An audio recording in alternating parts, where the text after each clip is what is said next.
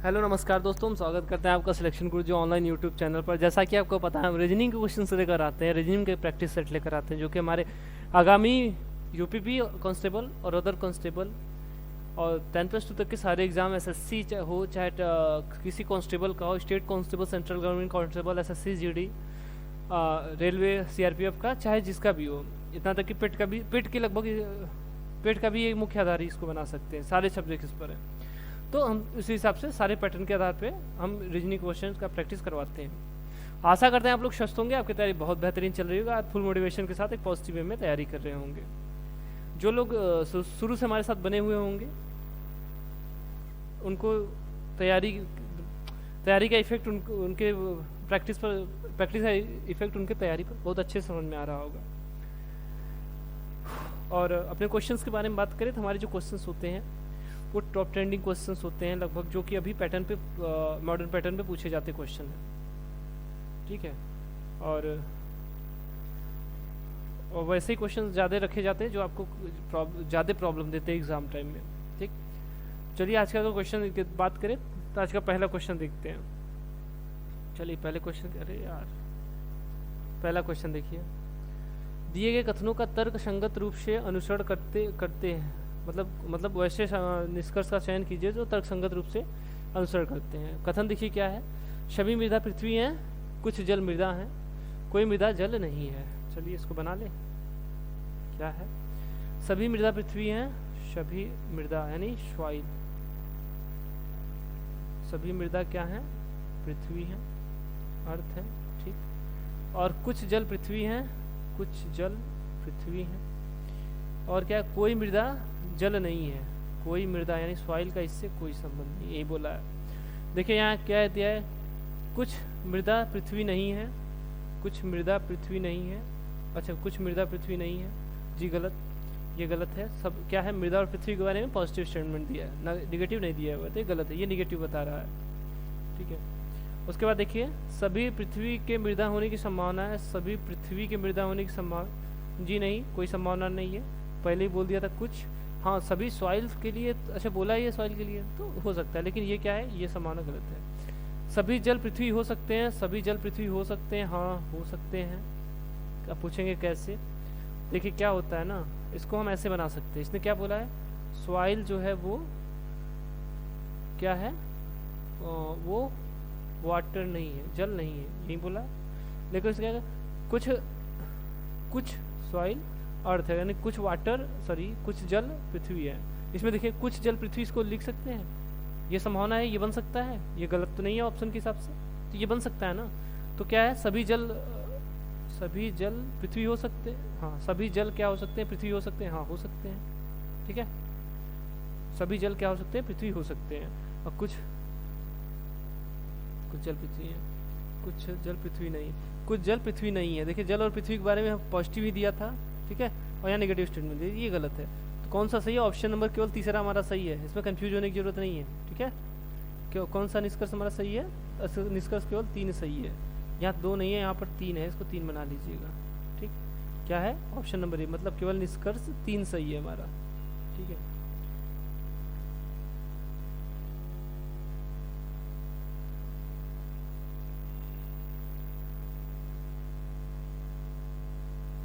चलिए आगे क्वेश्चन देखिए। अरे यार जिसको मिटाना चाहिए उसको नहीं मिटा रहे, चलिए।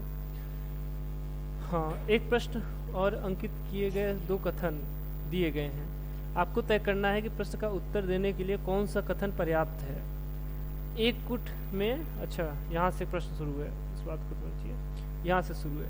एक कूट में ली पी टी को LEEPIN को क्या लिखा? ऑलवेज कीप स्माइलिंग, और स्माइलिंग का पूछा है, बोल रहा है कि मतलब इन दोनों से। अब 2 ठो कथन दिया है, देखिए एक ठो यहाँ दिया है, एक ठो यहाँ दिया है, तो इनमें से क्या दोनों से वो स्माइलिंग का कोड बताना है, ठीक है। तो देखिए क्या है, इसको साइड कर ले थोड़ा सा, रुके रहिए एक सेकेंड। क्या बोला देखिए, ऑलवेज कीप, देखिए यही लिखा है, इसी के आगे लिख देते हैं स्माइलिंग। इसका कोडिंग क्या लिख दिया था? इसका कोडिंग क्या लिख दिया है? लीपिन टी है, पिन टी डबल लीप इन टी लिखा है, ठीक है, इसी का इसका कोडिंग क्या लिखा है, लीप इन टी लिखा है, और स्माइलिंग का पूछ रहा है। और देखिए यहाँ क्या दिखा है, ऑलवेज कीप लेफ्ट, ठीक है, ऑलवेज PL है, कीप लेफ्ट, इसका कोडिंग क्या लिखा है, TLEE,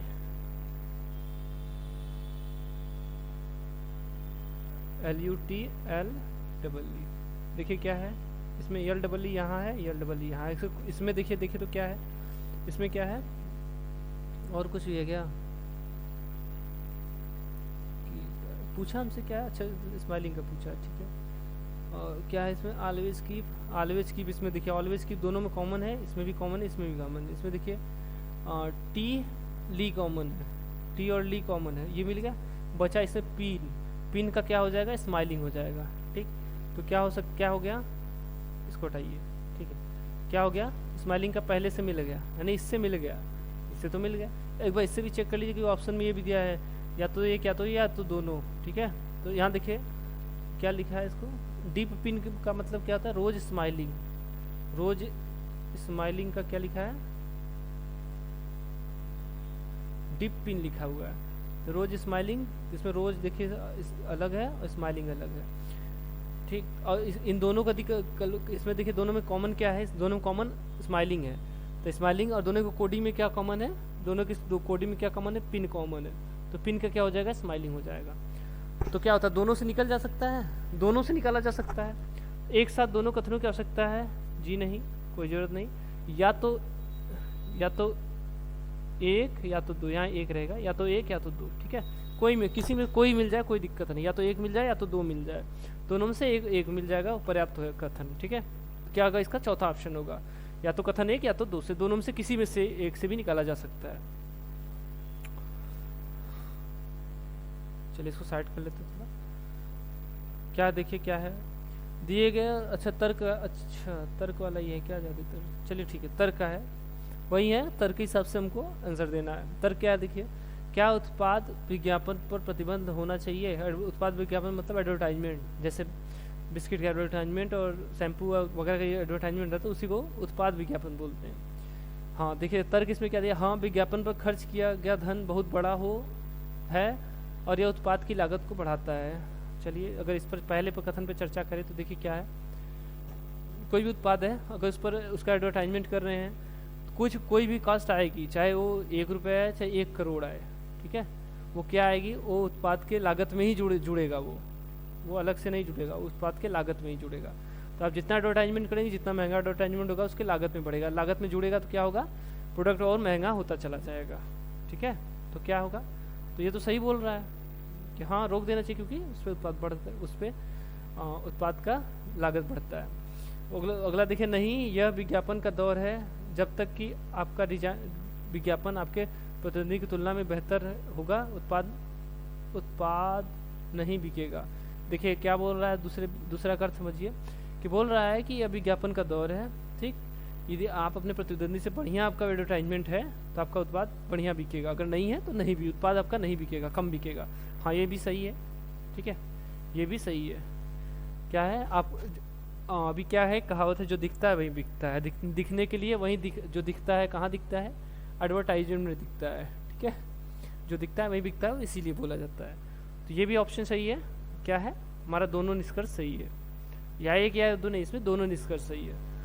कहाँ है, दोनों तर्क मजबूत, ऑप्शन नंबर डी देखिए क्या है, इसमें दोनों तर्क मजबूत है।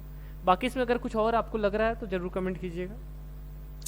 चलिए अगला देखते हैं, अगला क्वेश्चन हमारा ब्लड रिलेशन से है, ठीक है। यदि यम प्लस एन का अर्थ है यम यन का भाई है, यम गुणे एन का अर्थ है यम यन का पति है, और यम प्रतिशत यन का अर्थ है यम यन की माता है, तो निम्नलिखित में से किसका अर्थ है,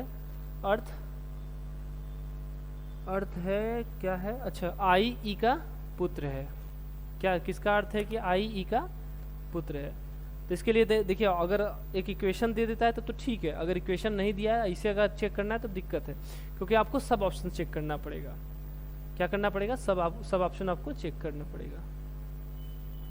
अच्छा यम यन का अर्थ है, यहाँ क्या था, रुके एक चीज़ छूट रहा है शायद, माइनस वाला नहीं है क्या, चलिए माइनस का नहीं है ना, तो यहाँ यम माइनस यन है, ठीक है, यम माइनस अर्थ का यन का अर्थ है यम यन की बहन है, ये माइनस है, यहाँ यम माइनस यन है, ये थोड़ा सा टाइपिंग मिस्टेक है। चलिए ठीक है, तो आपको क्या करना होगा इसमें सब ऑप्शन उठा के चेक करना होगा। देखिए एक को चेक कर लीजिए, उसी के आधार पे हम और आपको बता देंगे कैसे चेक किया। जहाँ 1 है वहाँ आई है, इस बात को ध्यान दीजिएगा, जहाँ 1 है वहाँ आई है, आई की जगह 1 टाइप हो गया है। ठीक है, क्या दिया देखिए यच माइनस, अगर इसको बस लेते हैं आई माइनस यच, तो यहाँ आई माइनस यच यहाँ माइनस है, इस बात को ध्यान दीजिएगा, यम माइनस यन है, यहाँ यम माइनस यन का है ये। ठीक है, ये लाइन यम माइनस यन का है। तो आई माइनस एच में क्या है, यम यन की बहन है, यम यानी पहले का बोल रहा है, तो ये आई क्या है, बहन है। और यहाँ पूछा क्या है, आई ई का पुत्र है, आई बहन है, मतलब आई यहाँ देखिए गर्ल हो गया, आई गर्ल डिनोट हो गया, तो क्या होगा, पुत्र बोला है तो ये तो गलत हो गया।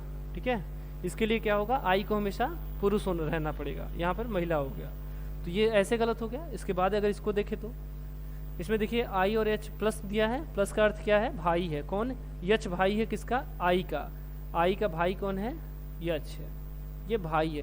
अब यहाँ देखिए क्या है, आई के बारे में पता है कुछ कि आई क्या है, आई लड़का है कि लड़की है, कोई क्लियर है, यहाँ भी नहीं क्लियर है, तो ये भी गलत ऑप्शन हो जाएगा।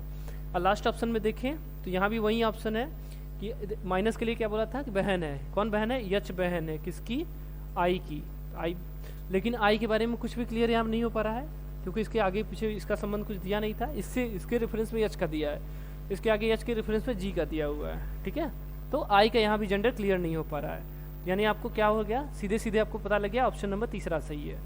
ठीक है, लेकिन हम इसको इक्वेशन बना के दिखा देते हैं। यच प्लस आई मतलब यच का भाई कौन है, यच का भाई कौन है, आई है। ठीक है, यच का भाई आई है, यच का भाई आई है, लड़का है। उसका देखिए माइनस जी है, अगर आई माइनस जी ले, जी माइनस आई लें तो माइनस के लिए यहाँ था, तो इसकी बहन है कौन, जी, यानी ये लड़की है। उसका प्रतिशत है यह प्रतिशत जी, यह प्रतिशत जी, प्रतिशत के लिए क्या बोला था, यम प्रतिशत यन के लिए, यम माता है किसकी, यन की, यानी क्या है, यप माता है किसका, जी का, जी की माता कौन है, यप है। और इसका देखिए गुड़ा दिया हुआ, गुड़ा का मतलब क्या है, गुड़े के लिए क्या है, पति है, यानी यफ का पति कौन है, यफ का पति कौन है, यानी महिला थी। ठीक है, इसका पति कौन है, पति है ई, ठीक, ये पति है और ये पत्नी है। इसने क्या बोला था, आई ई का पुत्र है, देखिए ई का पुत्र कौन है, आई है, सही है, क्लियर हो गया, तो यानी ऑप्शन नंबर तीसरा हमारा सही आंसर हो जाएगा। चलिए अगला क्वेश्चन देखिए, उचित निष्कर्ष को चुने, क्या है कथन देखिए, वैदिक गणित की पुस्तक इस प्रकार बनाई गई है कि यहाँ तक कि एक साधारण व्यक्ति भी अध्यापक की अनुपस्थिति में इसका अध्ययन कर सकता है। अब इसका देखिए पूर्वाधार दी है इसमें, देखिए ऐसे क्वेश्चन इसलिए ज़्यादा रखे जा रहे हैं क्योंकि ये यूपीपी में आपको ज़्यादा परेशान करेंगे, ये ऐसे क्वेश्चन बहुत ज़्यादा यूपीपी में आते हैं। ठीक है, जो क्वेश्चन लेंदी होते हैं, जो आपको पढ़ने में टाइम लगेगा, समझने में टाइम लगेगा, ऐसे क्वेश्चन की प्रैक्टिस अधिक से अधिक कीजिए, क्योंकि ऐसे क्वेश्चन आपको एग्जाम में, क्योंकि टाइम बहुत ज़्यादा रहता है, लेकिन ऐसे क्वेश्चन जब दे देते हैं तो आपका टाइम खा जाता है, सब बर्बाद हो जाता है इसमें। ठीक है, क्या बोल रहा है पूरा उदाहरण देखें, एक साधारण व्यक्ति की इच्छा है कि अध्यापक के बिना भी वह वैदिक गणित का अध्ययन करे। चलिए कथन की बात करें, कथन में क्या है, इस प्रकार बनाई जाती है कि एक साधारण व्यक्ति अध्यापक की अनुपस्थिति में, साधारण व्यक्ति भी कर सकता है अध्ययन, लेकिन साधारण व्यक्ति की इच्छा नहीं है ये। ठीक है, तो एक तरह से ये गलत है, एक तरह से भी गलत है। आगे देखते हैं फिर से, वैदिक गणित के अध्यापक के लिए सदैव एक अध्यापक उपलब्ध नहीं हो सकता।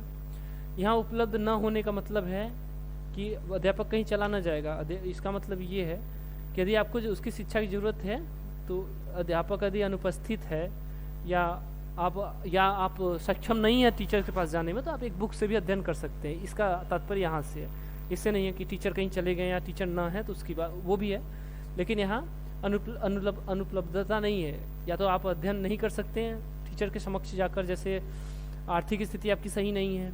ठीक है, तो इसकी बात कर रहा है। उसके बाद देखिए क्या है, मतलब मेरे हिसाब से ये वाला तो सही है, बी का।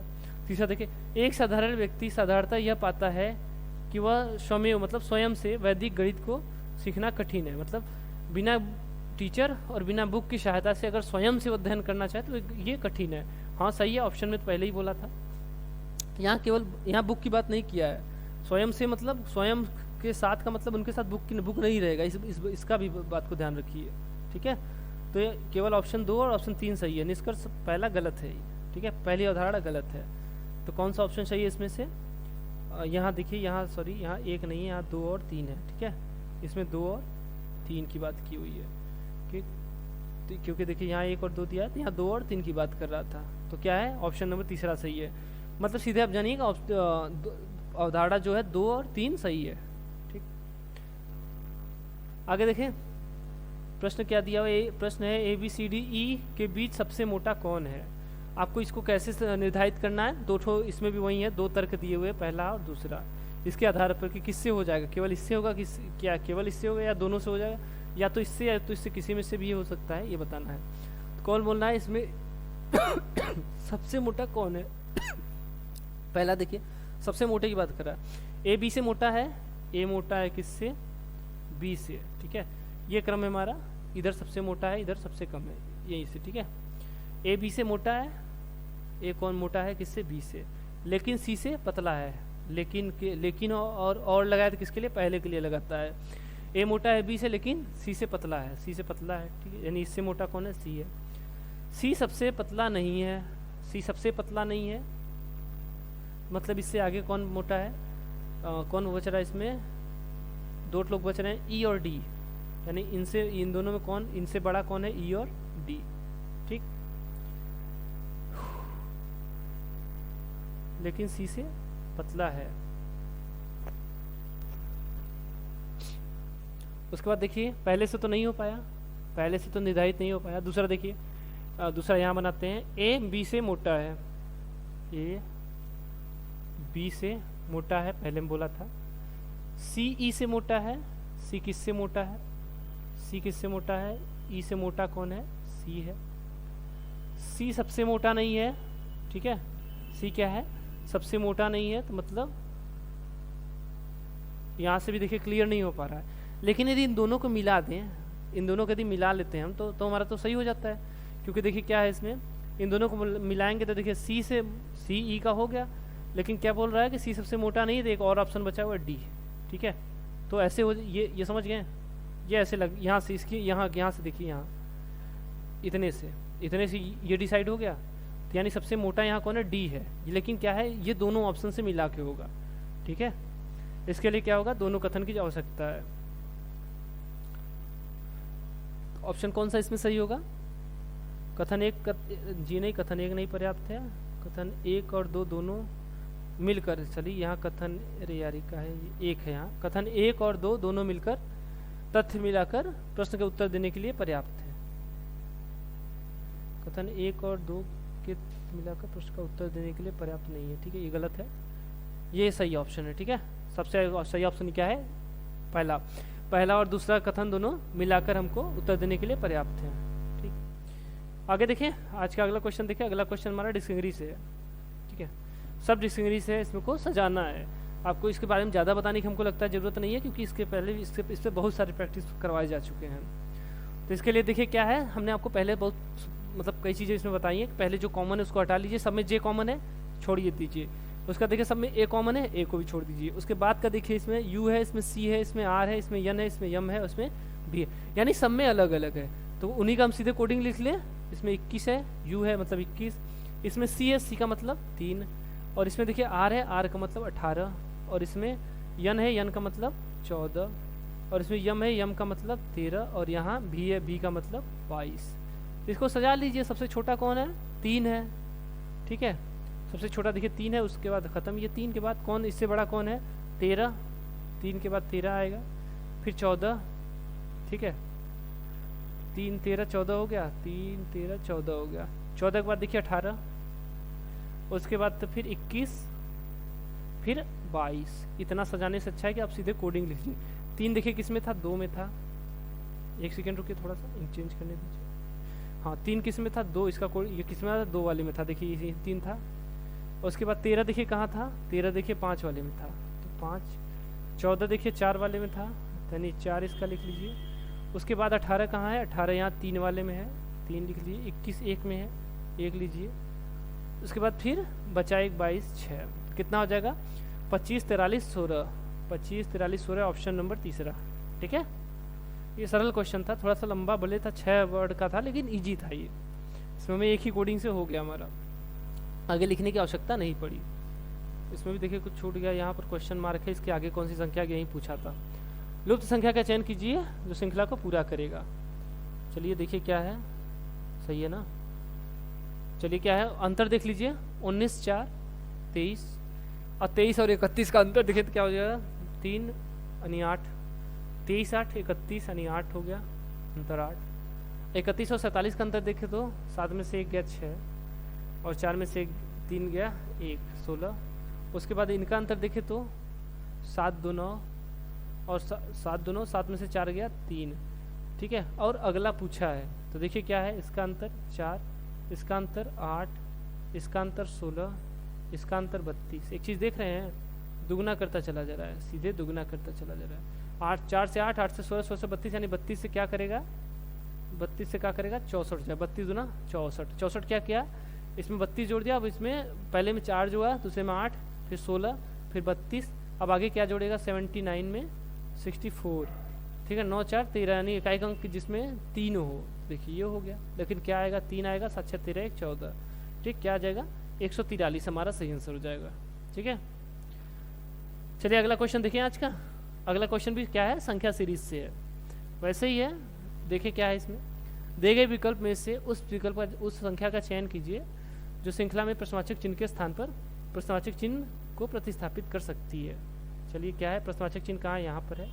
देखिए क्या है, 9 दिया, 28 दिया, 65 दिया है, और क्या दिया है क्वेश्चन मार्क, उसका 344। आपको ज्ञात होगा अगर क्वेश्चन वर्ग और घनमूल याद होंगे, वर्ग और घन याद होगा, तो ये देखिए ये 8 के अराउंड है, ये 25 के, सॉरी ये 27 के, 64 के। तो ठीक है, ये क्या किया है, 2 दूनी 4 दूनी 8 प्लस 1, ठीक है, 2 का क्यूब प्लस 1 कितना हो गया 8, 3 का क्यूब प्लस 1, 3 3 का 9 27, 1 28, ये 9 हो जाएगा। और फिर 4 का क्यूब, ये 4 है, 4 का क्यूब प्लस 1, 4 चौका 100 चौका 64, 1 65। ठीक, इसके बाद देखिए क्या 4 को 5 का क्यूब कीजिए, कितना 5 5 25 पंजे 125 प्लस 1 कितना आ जाएगा 126। उसके बाद इस क्रम से क्या होगा, इसको छोड़िए अभी, यहाँ देखिए इसके बाद 5 के ये किसका है, 7 का क्यूब करेंगे तो कितना आएगा 343, लेकिन है क्या प्लस 1 कर दिया इसमें। ठीक है, तो देखिए 2 था, 3 4 5, बीच में खाली, फिर 6, यानी यहाँ क्या होगा 6 का क्यूब प्लस 1, 6 का क्यूब क्या होता है 216, 216 में 1 जोड़ देंगे कितना आ जाएगा 217 आ जाएगा। ठीक है, क्यूब करके क्या कर रहा है 1 जोड़ता चला जा रहा है। ऑप्शन नंबर चौथा हमारा सही आंसर हो जाएगा। ठीक, चलिए अगला क्वेश्चन देखिए, वही है यूपीपी स्पेशल क्वेश्चन है ये। आप एक निजी अस्पताल में मरीजों के प्रवेश के प्रभारी हैं। ठीक है, गरीब मरीजों को निःशुल्क उपचार प्रदान करने के लिए आपका अस्पताल सरकार द्वारा बाध्य है। ठीक, मतलब सरकार की तरफ से ऐसी योजना है जिसके वजह से आपको गरीब लोगों का इलाज मुफ्त में करना है, इसके बाध्य है आपका अस्पताल इस नियम के लिए। एक ऐसा ही गरीब रोगी आपातकाल में अस्पताल आता है, परंतु वह अपना आधार कार्ड भूल गया है जो निःशुल्क उपचार की सुविधा का लाभ उठाने के लिए आवश्यक है। आप क्या करेंगे। ठीक है,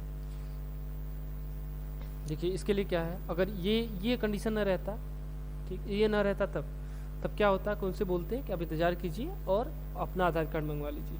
लेकिन आपात स्थिति जहाँ आ जाती है तो क्या होता है, इंपॉर्टेंस क्या है, पहले पेशेंट इंपॉर्टेंट है। ठीक है, ऑप्शन देखिए, ऑप्शन इसमें इस शर्त पर कि उसे अस्थायी रूप से स्वीकार करेंगे कि उसे निर्वहन के समय यानी एग्जिट के समय, मतलब एग्जिट के समय आधार कार्ड प्रस्तुत करना पड़ेगा। ठीक है, ये सही ऑप्शन है।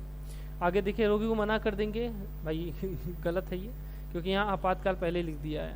ठीक, रोगी को पहले आधार कार्ड प्रस्तुत करने को कहेंगे, जी नहीं ये भी गलत है, पहले हमने बोला उसे केवल तभी स्वीकार करेंगे जब वह उपचार के लिए निःशुल्क का भुगतान करने के लिए सहमत हो, जी नहीं तीनों गलत ऑप्शन तब तो। ठीक है, तो सही क्या है ऑप्शन का, सही से ऑप्शन है ऑप्शन नंबर ए। ठीक है, कि उसे अस्थायी रूप से स्वीकार करेंगे, लेकिन उसे वैसे कम से कम यहाँ लिखना चाहिए कि कम से कम अधिक से अधिक डिस्चार्ज के समय अपना आधार कार्ड प्रस्तुत करना होगा। ठीक है, चलिए आगे क्वेश्चन देखें। चलिए आज का अगला क्वेश्चन देखते हैं। अच्छा, महात्मा गांधी जी का जन्म दिवस क्या है? चलिए ठीक है, इस देखिए ये रीजनिंग का वो क्वेश्चन है, इसमें आपको दो चीज़ें, पहले तो महात्मा गांधी का जन्म तिथि आपको पता होनी चाहिए, उसके बाद उसका आपको दिन भी निकालने आना चाहिए। ठीक है, चलिए क्या है देखते हैं। चलिए देखिए क्या है, महात्मा गांधी का जन्म दिवस क्या है। चलिए तो क्या है महात्मा गांधी का जन्म दिवस?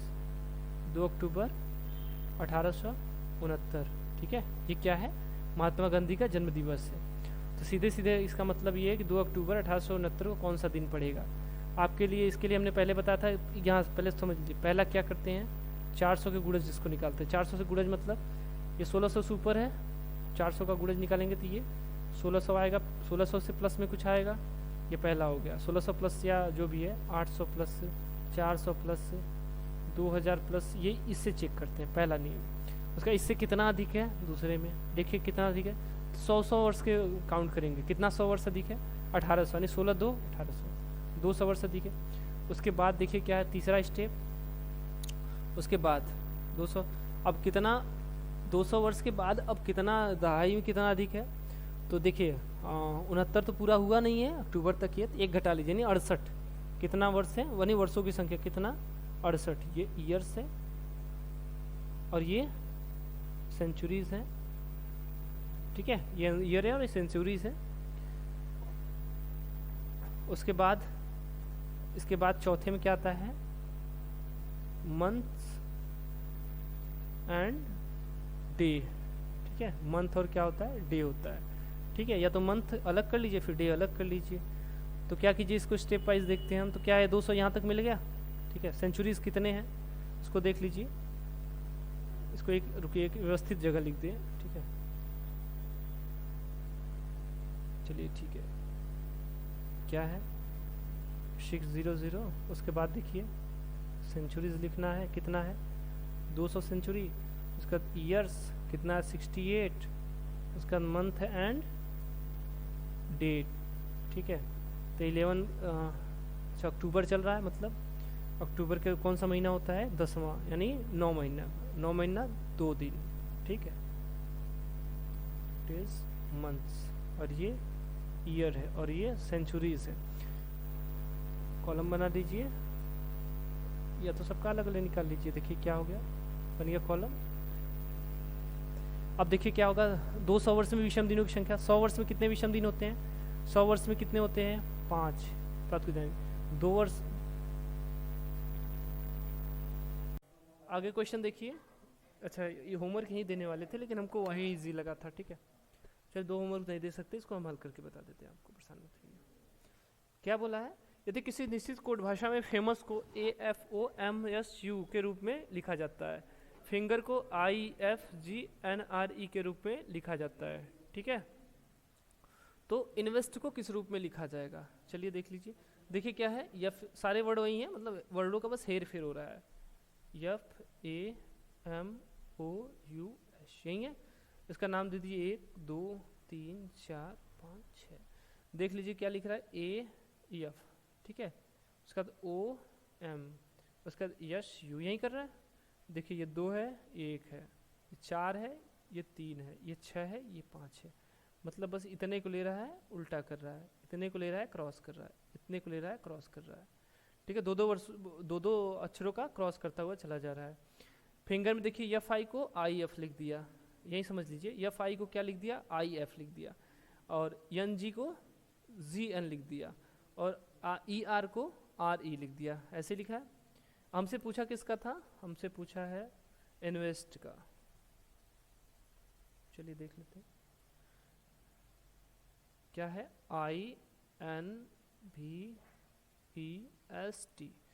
ठीक है, 2 का लीजिए, बोले थे 2 का लेके क्या करना है, क्रॉस करना है।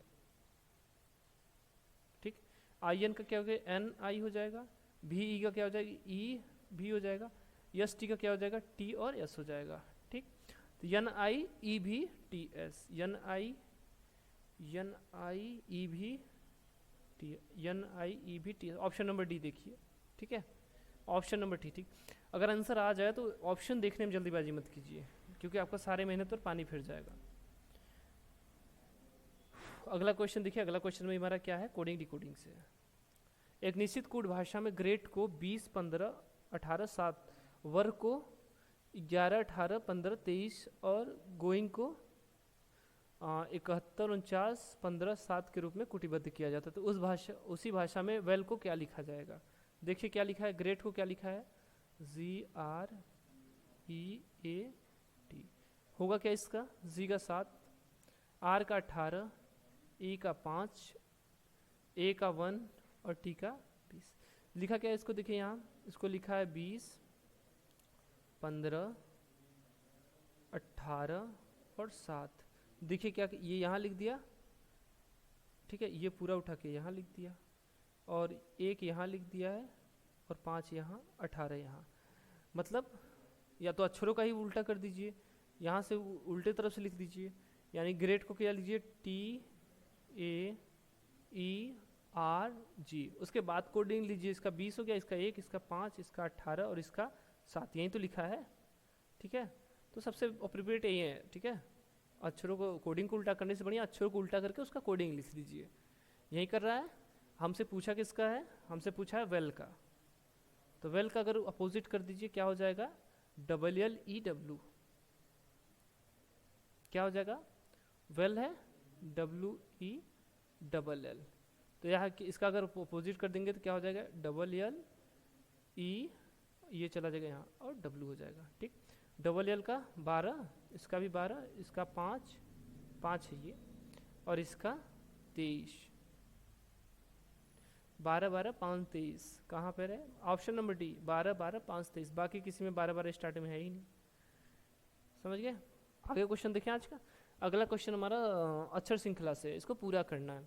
ऐसे अक्षर श्रृंखला क्वेश्चन आया था, हमने पहले आपसे क्या बोला है कि इसको पहले अक्षरों का काउंट कर लीजिए, कितने अक्षर हैं। देखिए कितने हैं, इसको गिन ले।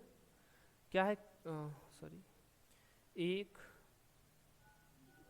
अक्षर गिन लीजिए, खाली स्थान बाद में गिनिए। 1, 2, 3, 4, 5, 6, 7, 8, 9, 10, 11 है। उसके बाद खाली स्थान कितने हैं, 1, 2, 3, 4, 5, 6, 7, यानी 11 + 7, सही है, यही है ना। 4, 4, 8, 3, 11, 1, 2, 3, 4, 5, 6, 7, कितना हो गया, 21। 21 को क्या लिख सकते हैं, 3 × 7, मतलब 3 3 का 7 समूह या 7 7 का 3 समूह, यही लिख सकते हैं इसको। तो क्या करेंगे, हम देखेंगे समूह किसका बन रहा है। देखिए KZJ, तो देखिए 3 3 का समूह बनाते तो वापिस से चौथे स्थान पर K आना चाहिए था, नहीं आया। लेकिन यहाँ देखिए Z आया है, कहाँ, यहाँ आया है। इस Z के बाद यहाँ वापिस Z आया है। इसके बीच में देखिए कितना, 1, 2, 3, 4, 5, 6 है, मतलब 6, 7 भी ले सकते, मतलब 7 7 का हमको बनाना है, ठीक है। 7 7 का बनाइए, कितना हो जाएगा, 7 7 का 3 बनेगा। चलिए 7 7 का 3 बनाते हैं तो क्या आ जाएगा, देखिए पहला 7 बनाते हैं K, खाली स्थान, उसका TZ, फिर खाली स्थान, फिर Y, कितना हुआ, 1, 2, 3, 4, 5, 6, एक और, फिर खाली स्थान, फिर इतना हो गया, कितना है, 7 3 21, 7 7 ही तो करना है। 1, 2, 3, 4, 5, 6, 7, 8, 9, 10, 11, 12, 13, 14, 15, 16, 17, 18, सॉरी 18 है, 18 है। 18 को क्या लिख सकते हैं, 6 × 3, यानी 6 6 का 3, तो 1, 2, 3, 4, 5, 6, ठीक है, 6, यानी Y तक ही बस लेंगे, इस खाली स्थान वाले छोड़ दीजिए, इसको नहीं लेंगे, इसको अगले वाले में लेंगे, ठीक। 6 6 का कितना बनाना है, 3 बनाना है।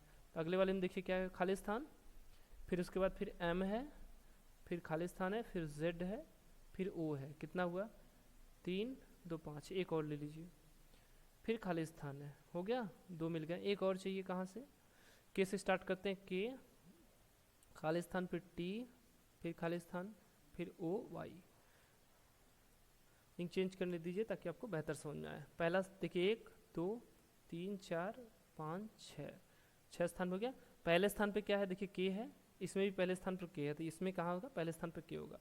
दूसरे स्थान पे देखिए यहाँ पर यम है, तो इनमें भी क्या होगा, यम होगा, दोनों में यम होगा। उसके बाद इसमें देखिए तीसरे स्थान पर क्या है, T है, यहाँ देखिए, इसको देखिए यहाँ T, और यहाँ पे तीसरे स्थान पर क्या है, टी है, तो यहाँ पे क्या हो जाएगा, यम के बाद जस्ट आ जाएगा टी।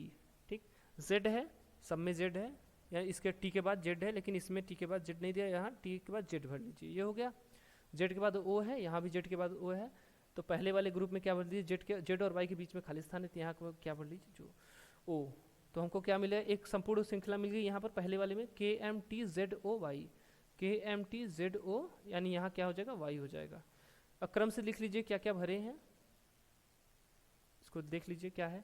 पहले में यम है, फिर ये कहाँ लिखे, यहाँ लिख देते हैं, यम है, फिर ओ है, यम है, ओ है, के है, टी है, वाई है, के है, टी है, वाई है, उसके बाद फिर यम है, फिर जेड है, एम है, फिर जेड है। ठीक है, यम ओ के टी वाई किस में ऑप्शन में है, यम ओ के टी वाई, यम ओ के टी वाई है ना, M O K T Y M Z, option number D.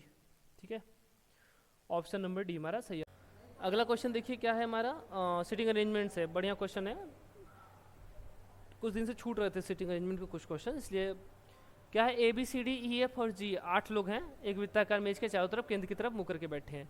तो एक वृत्ताकार मेज बना ले, ये हो गया, अच्छा थोड़ा लंबा चौड़ा हो गया, चलिए बनाते हैं।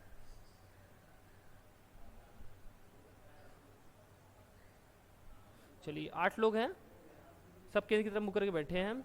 जज ए के तुरंत बाएं को है, लेकिन डी और ई का पड़ोसी नहीं है। ठीक, एफ बी के तुरंत दाएं है, सी ई और एफ के बीच में है, जी ई का पड़ोसी है, ए और बी के बीच में क्या है। तो देखिए इसमें क्या होता है ना, ऐसी जगह से आप अपना अरेंज करना शुरू कीजिए, ऐसी जगह से बैठाना शुरू कीजिए जहाँ जिसको लेकर बहुत सारे ऑप्शन दिए हुए हैं। यदि यच और ए से स्टार्ट करते हैं, यच और ए के बारे में कहीं नहीं दिया है, ठीक है, यच और ए के बारे में कहीं नहीं दिया है। और यफ और बी से स्टार्ट करें तो यफ बी सी, यहाँ देखिए यफ के बारे में दिया हुआ है, और यहाँ ई के बारे में दिया हुआ है, तो ई से जोड़ के इस यहाँ हो जाएगा। तो कहाँ यफ और बी से स्टार्ट कर सकते हैं, क्या है, यफ बी के तुरंत दाएं है, यफ कहाँ है, बी के तुरंत दाएं, कौन है, यफ है, बी के तुरंत, यफ बी के तुरंत दाएं है। उसके बाद देखिए क्या है, सी ई और एफ के बीच में है, मतलब सी क्या है, ई और एफ के बीच में है, तो एफ यहाँ है, तो सी ई और एफ के बीच में था, ई यहाँ होगा और सी यहाँ होगा, हो गया ना, सी ई और एफ के बीच में। यदि इस लाइन को पहले उठाते तो दिक्कत होता कि ई यहाँ रहेगा कि एफ ई और एफ के बीच में है कि एफ और ई के बीच में होता, ठीक है, तो ये बी उसको डिसाइड कर दिया। उसके बाद देखिए क्या है, जी ई का पड़ोसी है, मतलब जी यहाँ हो गया। अब आते पहले लाइन की तरफ, यच ए के तुरंत बाएं है, बाएं को है, लेकिन डी और ई का पड़ोसी नहीं है, तो ई से कोई मतलब नहीं है, लेकिन डी से मतलब है। कौन नहीं पड़ोसी है, ए यच के बाएं है, यच ए के बाएं है, लेकिन डी का पड़ोसी नहीं है। कौन, यच, यच के बारे में बोल रहा है, ठीक है, और बोलता तो क्या है, यच ए के तुरंत बाएं हैं, ए के बाएं कौन है, यदि ए को यहाँ बैठाते हैं तो यहाँ बैठाते हैं तो यच यहाँ होगा, तो एक स्थान बच रहा है यहाँ डी, डी किसका पड़ोसी हो गया, यच का पड़ोसी हो गया, ठीक है।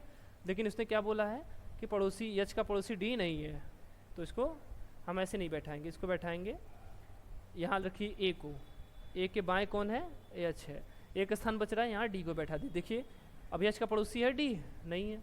अब हमसे पूछा क्या, ए और बी के बीच में कौन बैठा है, यहाँ देख लीजिए इसको, ए और बी के बीच में कौन बैठा है, डी बैठा हुआ है, ऑप्शन नंबर ए हमारा सही आंसर हो जाएगा, ठीक है। आगे क्वेश्चन देखिए आज का। अच्छा अगला क्वेश्चन देखिए, ए प्लस बी का अर्थ है ए बी का पति है, ए गुणे बी का अर्थ है ए बी की माँ है, ए भागे बी का अर्थ है बी ए का पुत्र है, और ए माइनस बी का अर्थ है बी ए की बहन है। यदि P प्लस R गुणित T माइनस Q भागे S प्लस U है तो P यस से किस प्रकार संबंधित है, ठीक है। तो इसको बाद में देखते हैं, पहले हम अपना इक्वेशन ही बनाते हैं। इक्वेशन में एक बात ध्यान दीजिएगा, इसमें थोड़ा सा अंतर आया हुआ है, क्या है देखिए, ये दो वैसे ही क्वेश्चन है जैसे आप करते थे, ये दोनों ऑप्शन तो वैसे ही है, लेकिन यहाँ इसको ध्यान देने वाली बात है। ए भागा बी का अर्थ है बी ए का पुत्र है, और इसके पहले क्या पढ़ते थे हम लोग, ए भागा बी का अर्थ है ए बी का पुत्र है, तो इसको ध्यान दीजिएगा, इन दोनों ऑप्शन को ध्यान दीजिएगा। अब चलिए बनाते हैं, क्या है, हाँ, कहाँ से स्टार्ट करें? पीछे से स्टार्ट करें इसको। ए प्लस बी का अर्थ, ए प्लस बी का अर्थ है ए क्या है? पति है बी का, मतलब यस पति है किसका? यू का। ठीक है, यानी यू पत्नी है, यस पति है। ये हो गया पति पत्नी, सर्कल बंद कीजिए। इसके बाद देखिए भागा के क्या अर्थ है? ए भागा बी का अर्थ है बी पुत्र है ए का, यानी कौन है? यस किसका पुत्र है? क्यू का। यही हो गया, बी पुत्र है, याद सोचिए, मतलब बी मतलब इसमें बी, इन दोनों में बी कौन है? बी दूसरा वाला है ना, यस है। यस पुत्र है किसका? क्यू का। थोड़ा जगह चाहिए क्लैरिटी के लिए, एक सेकंड रुकिए थोड़ा। तो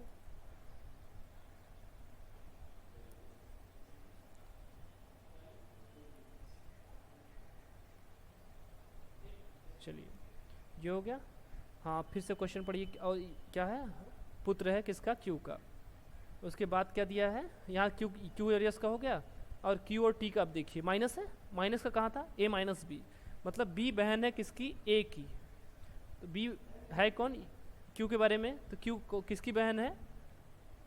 ये किसकी बहन है? टी की बहन है। चलिए, ये किसकी बहन है? टी की बहन है। ठीक, अब टी और आर को देख लें, गुणा का चिन्ह है इनके बीच में। गुणे के लिए देखिए क्या बोला? ए गुणित बी, मतलब ए बी की माँ है। तो इनकी माँ कौन है? इनकी माँ कौन? इस हिसाब से इसकी माँ कौन हो गई? आर हो गई। ठीक है, आर इसकी माँ हो गई। अब उसके बाद देखिए पी प्लस, यहाँ पी और आर में देख लें, पी प्लस, प्लस का साइन है, प्लस के लिए क्या बोला है? पति है, यानी आर का पति कौन है? पी है। ठीक है, आर का पति पी है। टी के बारे में जेंडर इसका ठीक है डिसाइड नहीं है। अब पूछा हमसे क्या था? पी यस से किस प्रकार संबंधित है? यस से मतलब यस पी को क्या बुलाएगा? तो यस के संदर्भ में यदि हम पी को देखें तो पी है कौन? तो देखिए पी क्या है? यस के माता का पिता है, यही तो है। यस के माता का पिता, माता का पिता मतलब नाना होता है।